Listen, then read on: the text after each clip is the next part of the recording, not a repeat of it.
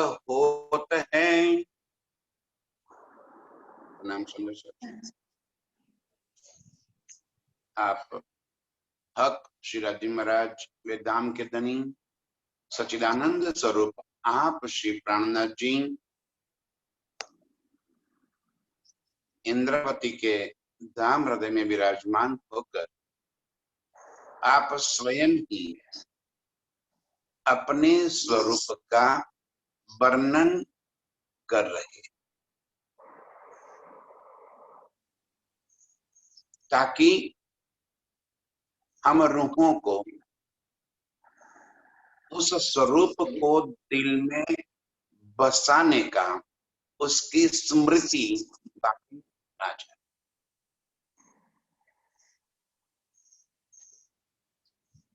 बिना प्रीतम के स्वरूप को दिल में बसाए चितवन हम कैसे करेंगे? किसका चितवन करेंगे?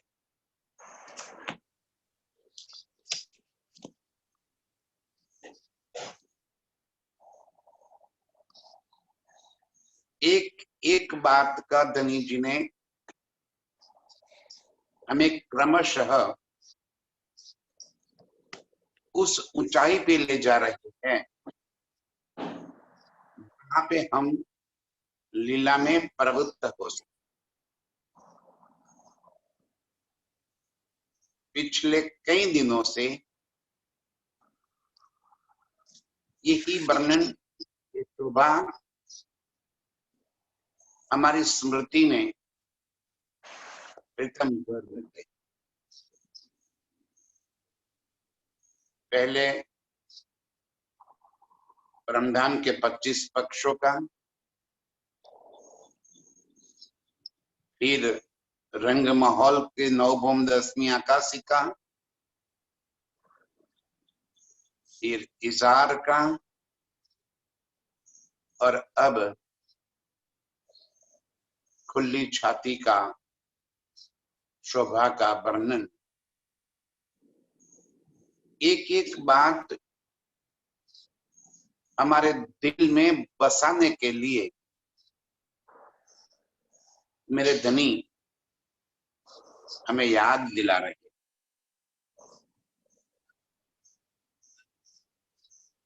बिना इलम के चितवन हो ही नहीं सकता।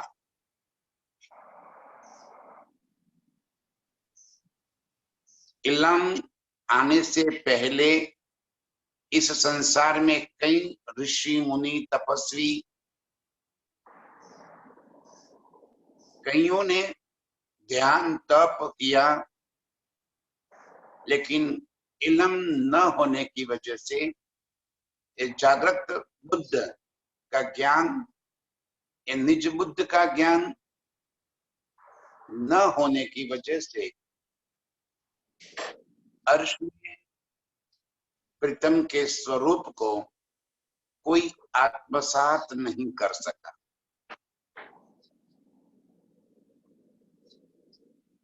और इस वास्ते धनी जी एक एक अंग की खूबी, उसकी बनावट, उसकी कोमलता, नरमाई, नाजुकता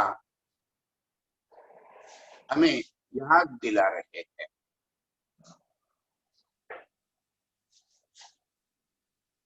और कोई रास्ता नहीं है। बिना इस संसार के शब्दों का प्रयोग किए ये शब्द जगत है, और शब्द जगत में शब्द के सिवा दिल में कोई बात बसेगी नहीं। इस वास्ते वर्णन करके हमें बता रहे हैं कि प्रीतम की छाती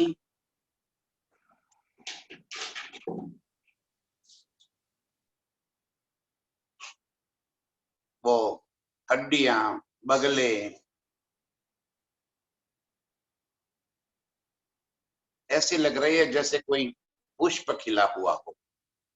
वात्सल्यों की शोभा, उसकी बनावट, उसका मिलन। पेट अति नरम नाजुक, गौर वर्ण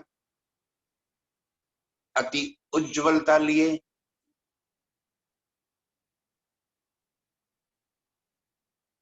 और फिर भी उन्होंने कह दिया कि ये चारों चीजें यहाँ की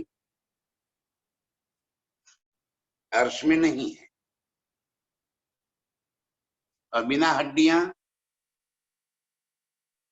मांस, चमड़ी, खून के सिवा का वो स्वरूप सिर्फ नूरमयी। और फिर भी इंसानी स्वरूप जैसा ही वो स्वरूप अत्यंत सुंदर कोमलता लिए हमारी नजरों के सामने आ रहा। इसी स्वरूप का वर्णन करते हुए धनी जी कह रहे हैं कि मैं यहाँ का मसाला लेकर अर्श के स्वरूप का वर्णन कर रहा। शब्द तो यहाँ का लेना पड़ेगा, और इसीलिए पांसड़ी भी कह दी, बगले भी कह दिया, पेट भी कह दिया, नाभि कमल भी कह दिया। करे क्या, और शब्द लावे कहां से? अर्श की किसी भी चीज को यहाँ के शब्दों से तो नहीं देखा जा सकता, और फिर भी हमें समझाने के लिए इस शब्द मिलाकर यहाँ के मसाला लेकर अर्श के स्वरूप का वर्णन कर रहे। लेकिन जब हम रूह की नजरों से देखेंगे, आत्मा से निहारेंगे,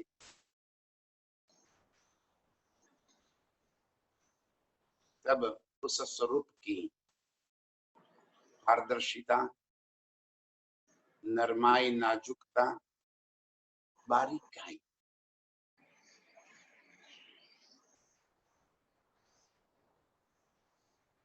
हमें नजरों में आए। तब हम प्रीतम के साथ उस निजानंद में मस्त हो जाए। तब हमारा वास्तविक चितवन होगा। प्रेम तब प्रकट होगा।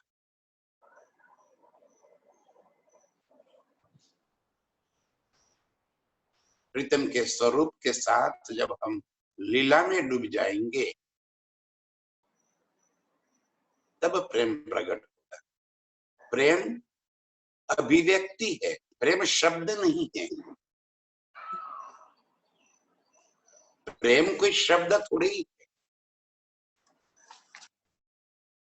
वो तो दिल की अभिव्यक्ति, दिल के भाव है, और वो भाव को दिल में भरना है। प्रेम आया कहने से प्रेम थोड़ी आएगा। उस स्वरूप को निरखते निरखते, उस स्वरूप के साथ लीला करते करते दिल के अंदर तो तरंगे उठ रही है।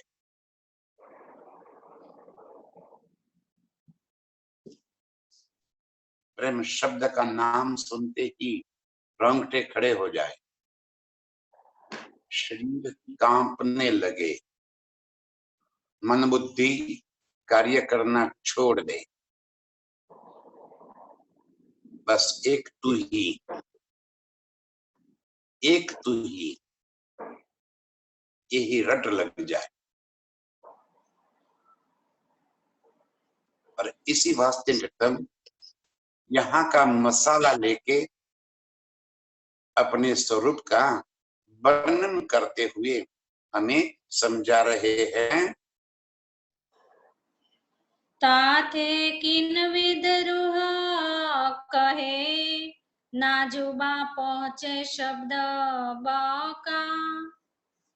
यहाँ के कोई शब्द अर्श की शोभा का वर्णन करने में सक्षम नहीं है।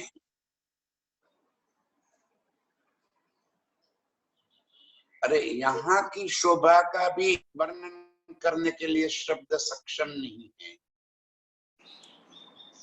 यहाँ के सुख, यहाँ की सुंदरता, यहाँ की कोमलता, मिठास, कई गुण ऐसे हैं इस संसार में भी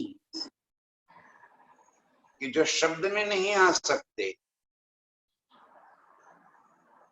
अर्श के वो गुण, अर्श में मेरे प्रीतम की सुंदरता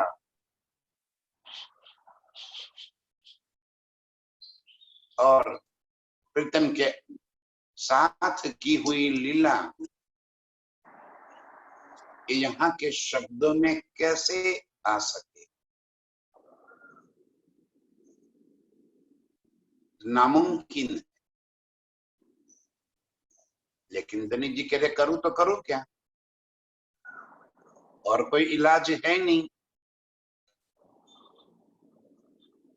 अब मैं यहाँ के मसाला लेकर अर्श के स्वरूप का वर्णन कर रहा हूं। आप उस मसाले को, उन शब्दों को उस वर्णन से बात करके मूल स्वरूप के साथ लीन हो जाए, उस स्वरूप को दिल में बसा ले। शब्द की मर्यादा से बाहर निकल जाओ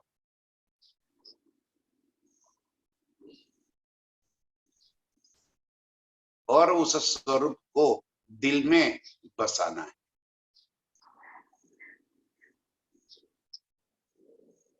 कैसे? अप्रतिम सौंदर्य, जहां से इश्क ही इश्क टपक रहा है। एक एक अंग मानो तराशा गया, एक एक अंग की चेतनता,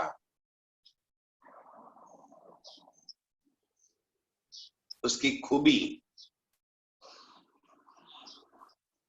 शब्द से बाहर आकर उसे दिल में बसा लो। जो अरवा होए अरश की, सो की जो इलमा सहूर। बस एक ही शर्त है, जो अरवा होवे अर्श की, जो परम नाम की रूह है,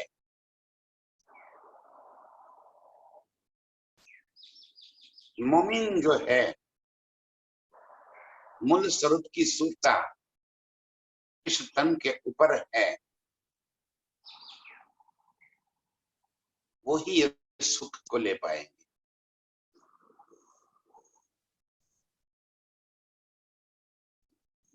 यहाँ का मन बुद्धि, ये चित्त, इस सारी चीजों को दिल में नहीं बसा सकती। जो अरवा होवे अर्श की पहली शर्त है। जो अर्श की रूहें हैं, बिना निस्बत ये सुख और किसी को नहीं मिल सकता। ये रूहों के वास्ते आया। ये सुख रूह का है, ये अमानत है हमारी। हम वास्ते प्रीतम लेकर आए। जो अरवा होवे अर्श की, सो लीजो इलम सहूर।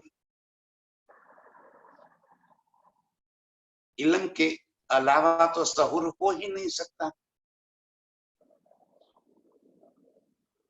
इलम के सिवा सहूर करेंगे तो बोटे खाएंगे त्रिलोकी में।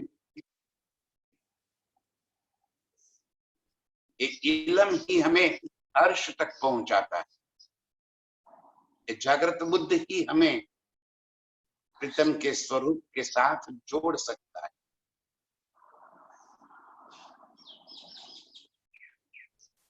इलम से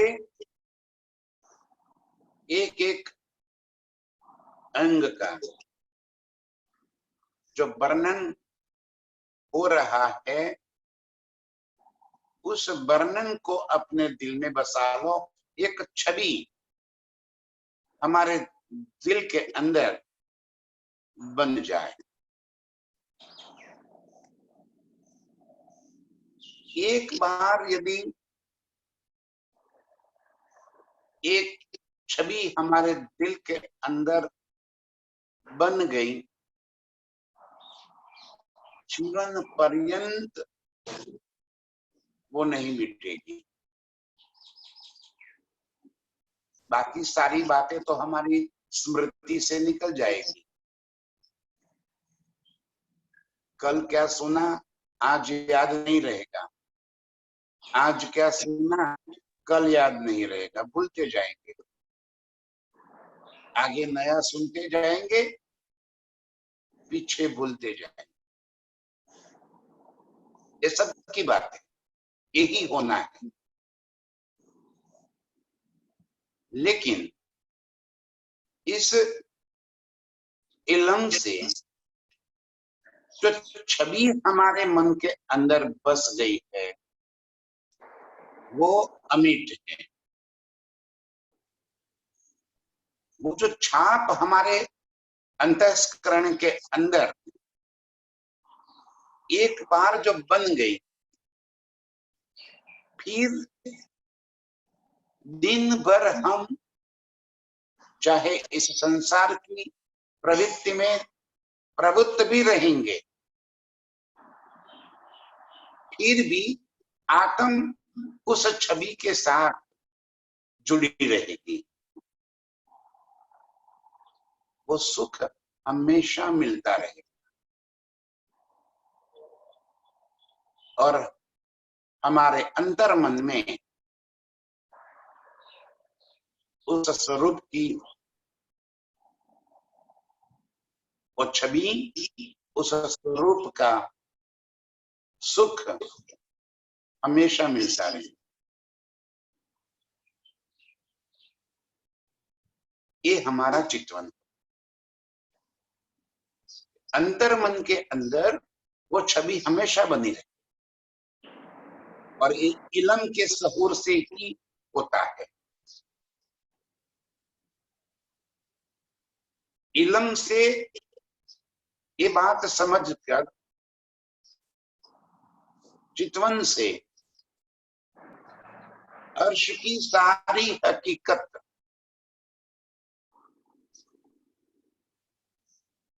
हम रूहें भी हकीकत है और 25 पक्ष भी हकीकत है। ये सारी हकीकत की शोभा हमारे दिल में बस जाए।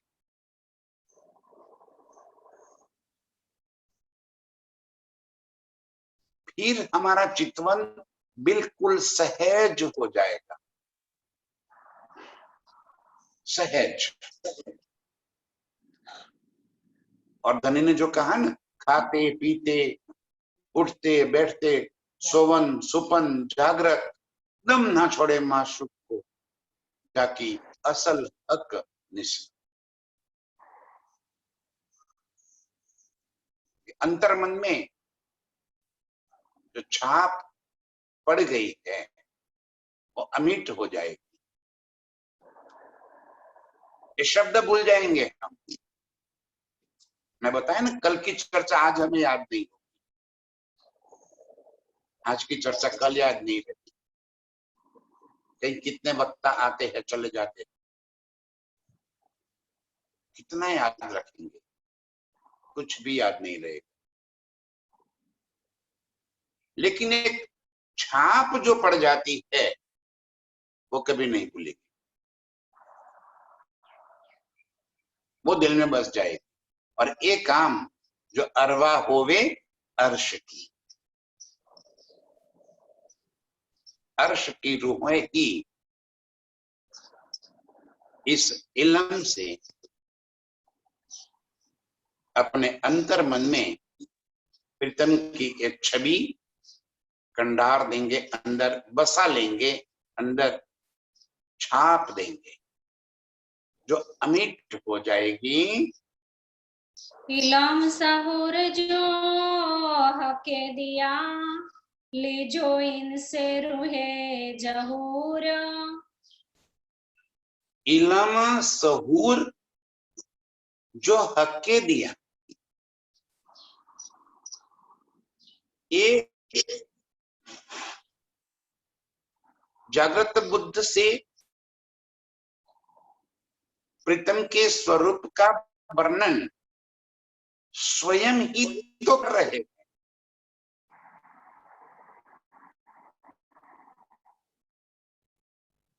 खुदा की पहचान स्वयं खुदा ही दे सकते हैं।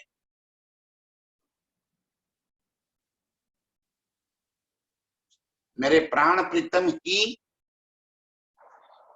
इस इल्म से अपने स्वरूप की वास्तविक पहचान हमें करा रहे। जैसे जैसे वो हम समझते जाएंगे, लीजो इनसे रूहे जहूर। जहूर माने जैसा है वैसा ही, जो प्रकट है वो ही प्रत्यक्ष रूप में वो जैसे दिखाई देता है वो जहूर है। उसकी सुंदरता, उसकी शोभा, एक एक अंग की कोमलता, बारीकाई, ये सारा सुख ये जहूर है।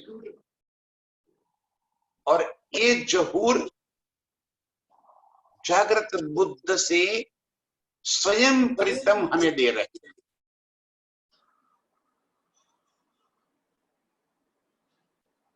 अब जब स्वयं धनी जी ही हमें अपने अंग का, अपने स्वरूप का, अपनी लीलाओं का वर्णन करते हुए हमें बता रहे, अपने दिल के सारे राज जब खोल रहे हैं, तो जो अरवाहे अर्श की वो ही इस स्वरूप को, इस स्वरूप की सुंदरता को, जिसे जहूर कहा है,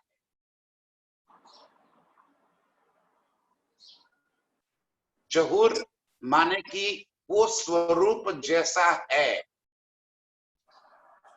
जो सुंदरता लिए वो स्वरूप है, वैसा ही स्वरूप दिल में बसा ले।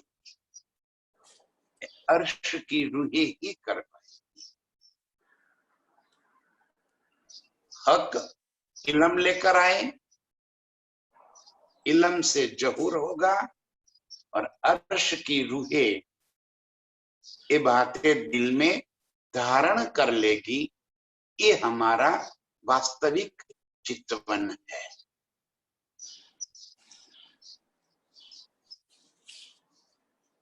और इस वास्ते आज धनी अपने खुली छाती की शोभा बिन जामे की, जामा भी कोई अलग नहीं है, उनका ही अंग का नूर है। लेकिन मेरी रूह नए नए सुख लेना चाहती है, तो मेरे प्रीतम बिन जामे के अपनी छाती की सुंदरता हमें बता रहे हैं। तो हम रूहें इस सुंदरता के जहूर को अपने दिल में बसा लेवे।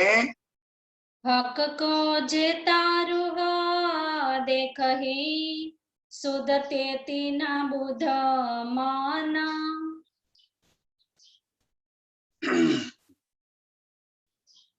वर्णन तो तब हो सके जब वो बातें बुद्धि में आ जाए, मन में आ जाए, अंतस्करण में आ। जो सुख देखने से प्राप्त हो रहा है,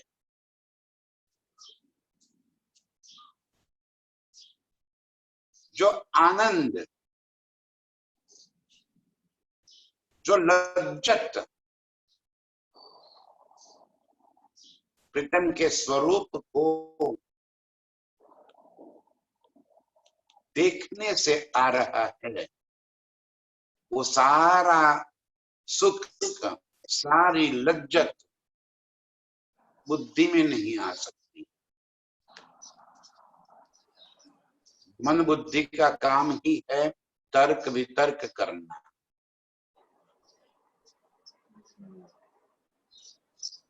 और हक इलम का कार्य है सुख देना, लज्जत देना। तो जो स्वरूप हमारी नजरों में आ जाता है, जो स्वरूप को हम देख लेते हैं, देखते ही रहते हैं,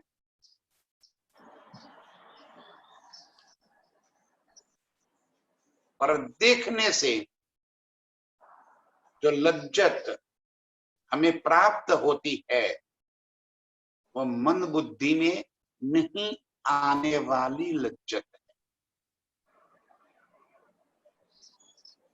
वो सुख हमारी अनुभूति का सुख है। कोई कहे कि वो कैसा सुख है, तो बुद्धि उसका विश्लेषण करेगी, लेकिन वो सुख बुद्धि में पहुंचेगा तब तो वो विश्लेषण करेगी। वो सुख ही ऐसा है, वो लज्जत ही ऐसी है जो शब्दातीत है, अवर्णीय है, तर्क से परे है, सारे विश्लेषणों से बाहर।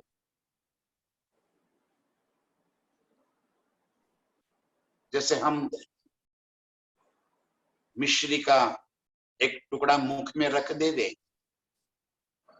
तो उसकी मिठास की जो लज्जत हमें मिल रही है, वो लज्जत मन बुद्धि में नहीं आने वाली।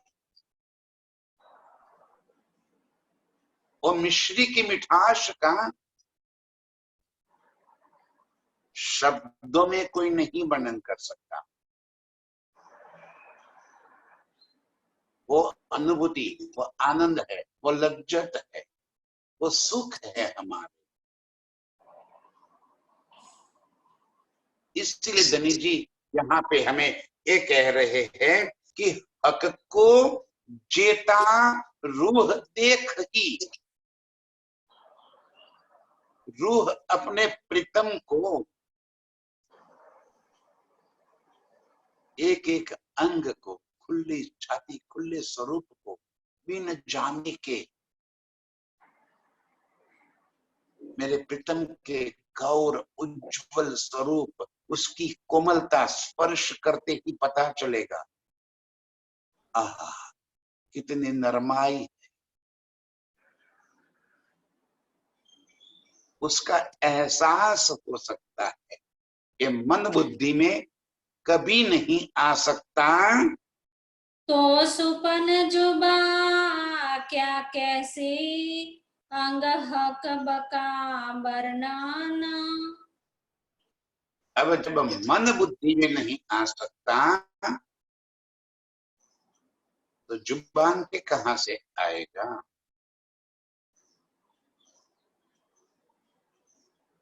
ये सुपन की जुबान, जुबान माने शब्द, इस यहाँ के शब्दों में उसकी लज्जत कभी नहीं आ सकती।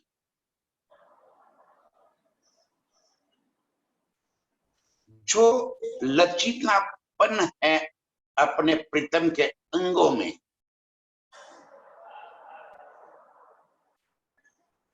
लचितापन, जो लचीला है स्वरूप, अंग अंग जैसे प्रीतम मरोड़ देते हैं।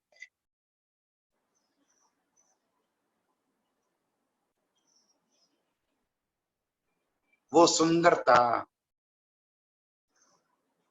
यहाँ के शब्दों में, और लचीलापन यहाँ के शब्दों में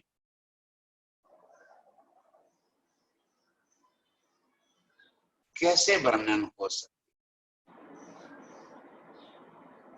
उस सुंदरता की मूरत को सिर्फ अरवाहे अर्श की अपनी आत्म दृष्टि से, आत्म के नयनों से देखते हुए दिल में बसा ले।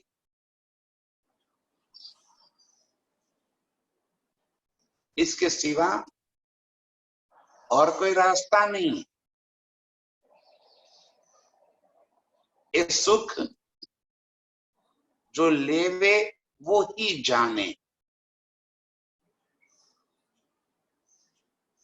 इन सुखों को शब्दों में नहीं बताया जा सकता, शब्द में नहीं ला सकते।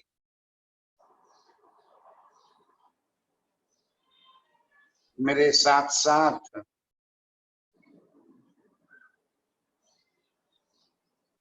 इस स्वरूप को दिल में बसाते चलो।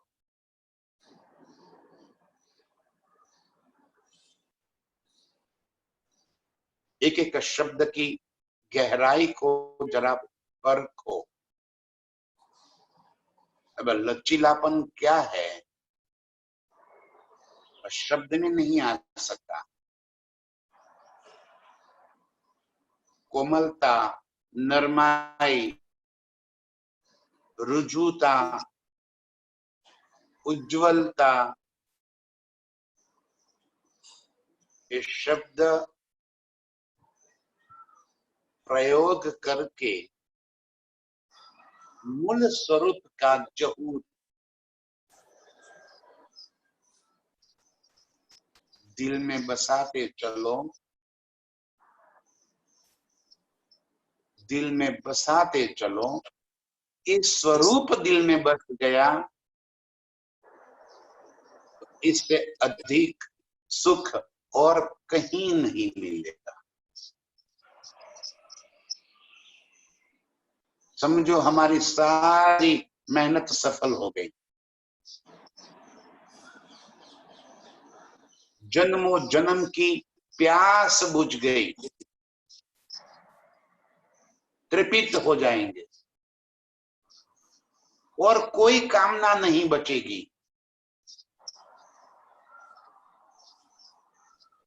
सारी कामनाएं मिट जाएगी, क्योंकि मन की प्यास बुझ जाएगी।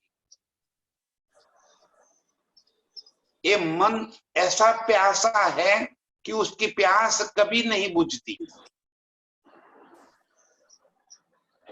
लेकिन प्रीतम का स्वरूप ऐसा तृप्ति देने वाला है कि हमारे जन्मों जन्म की प्यास बुझ जाए।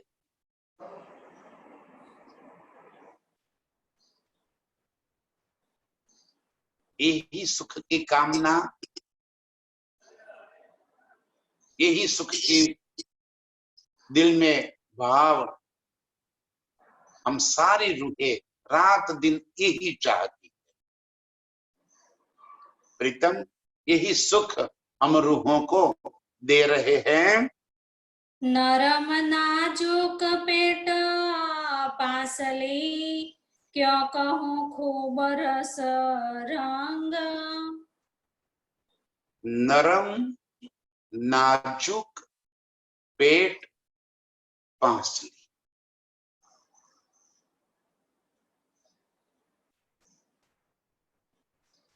अब जरा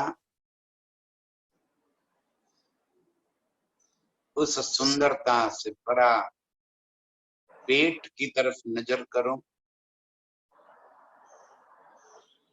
गहराई की लालिमा लिए हुए उस नाभि को देखो।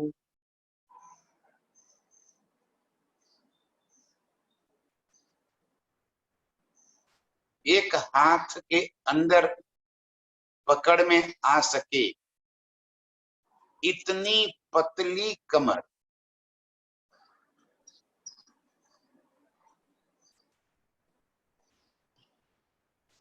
इतनी सुंदरता। अब पेट और पांसलियों के बीच का फासला देखो और उस पांसलियों की शोभा तो देखो। कैसा सुंदर स्वरूप नजर में आता है। देत आराम आठो झामा, हक बकार संग। देत आराम आठो जाम, हक अर्श अंग। प्रीतम के इन अंगों की सुंदरता से आठों जाम, 24 घंटे रात दिन वो सुख, वो स्मृति हमारे दिल के अंदर बस बसी रहती है, बनी रहती है।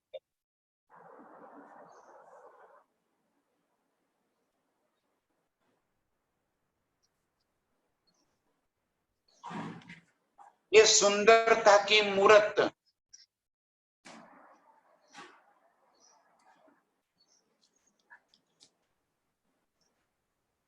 नरमाई और इसकी कोमलता, रंग रूप, उसकी सुंदरता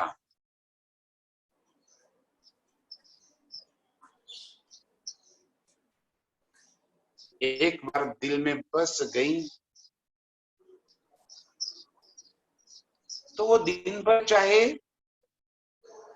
यहाँ के काम तो करते रहेंगे, लेकिन दिल में वो बनी हुई छवि कभी भी इसकी स्मृति से अलग नहीं हो पाएगी। वो सुख आठों जाम उसे मिलते रहेंगे।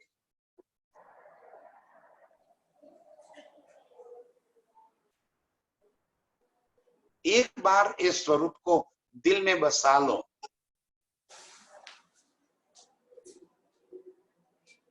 ये दुनिया के जितने भी काम है वो काम करते रहेंगे, लेकिन आत्म को जो सुख मिल रहा है वो सुख कंटिन्यूट मिलता रहेगा, निरंतर वो सुख उसके दिल के अंदर बना रहेगा। छाती निरखो हक की गौरती उजाला। छाती निरखो हक की गौर अति उज्जवल। कैसा स्वरूप है? छाती हड्डियां तो है नहीं अंदर, ये चारों चीजें अर्श में नहीं है, चमड़ी, मांस, हड्डियां और लहू। इसके सिवा अब प्रीतम की छाती के ऊपर अपना मुख रख दो,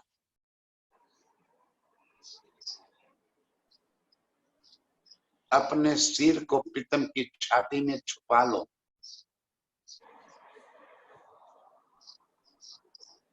तब तो उसकी नरमाई का एहसास होगा, तभी उसकी उज्जवलता, उसकी सुंदरता और सारे गुणों का पता चलेगा।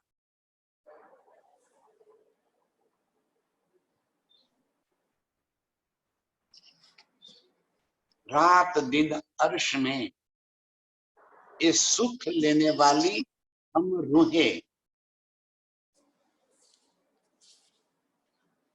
यहाँ आकर एक खूबियां जो भूल गई है, ये सारे सुख गणेश जी हमें याद दिला रहे।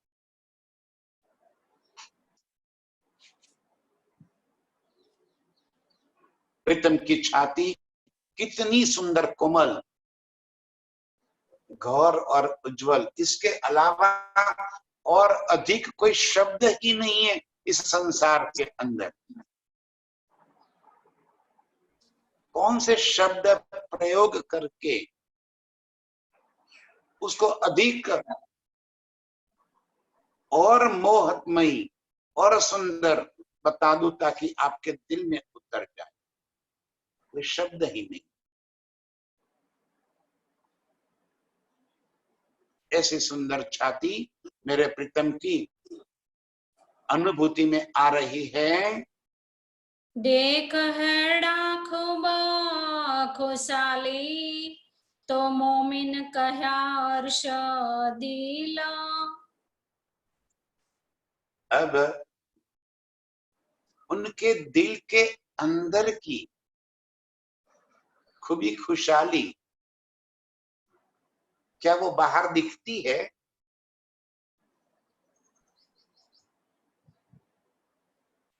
कभी किसी के दिल के अंदर की कोई बात हो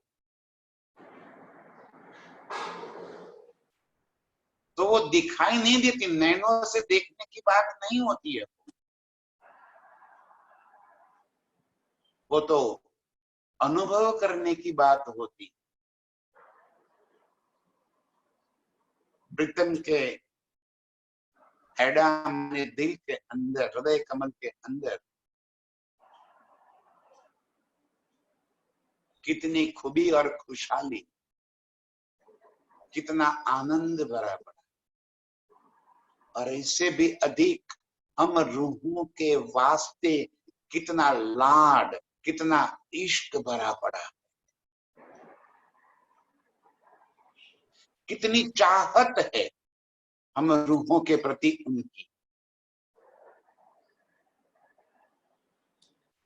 वो सारा आनंद, वो सुख, वो इश्क की हमें लज्जत मिलती है जब हक हैंडे दिल के अंदर देखते हैं। छाती को ही दिल कहा गया।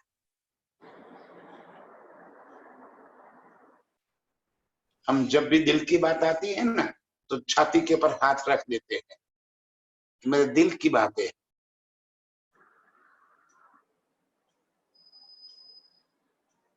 प्रीतम के दिल की बातें हम अनुभव कर सकते, एहसास करते हैं हम। जो उनके दिल के अंदर छुपी बातें हैं,